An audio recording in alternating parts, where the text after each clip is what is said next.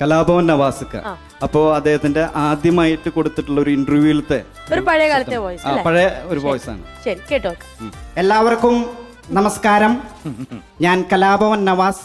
തൃശ്ശൂർ ജില്ലയിലെ വടക്കാഞ്ചേരി എന്ന് പറയുന്ന സ്ഥലത്താണ് എൻ്റെ വീട്. എൻ്റെ ബ്രദറാണ് നിയാസ്. നിയാസിനെ നിങ്ങൾക്കെല്ലാവർക്കും അറിയാം, മിമിക്രിയിലെ സജീവ സാന്നിധ്യമാണ്. എൻ്റെ മദറിൻ്റെ വീട് എറണാകുളത്താണ്.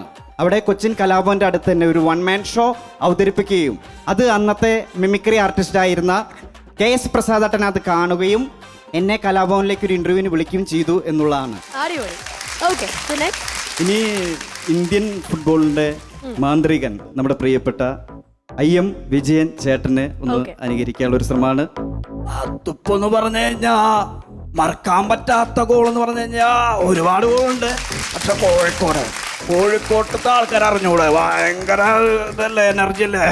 അപ്പൊ നമ്മള് കളി തീരാനായിട്ട് ഒരു 10 മിനിറ്റ് ബാക്കിയുള്ള സമയത്ത് അതൊരു ദൈവത്തിന്റെ അനുഗ്രഹം. ആ സമയത്ത് നമ്മളൊരു സിസർ കട്ട് അടിച്ചിട്ട് ഗോളാക്കി.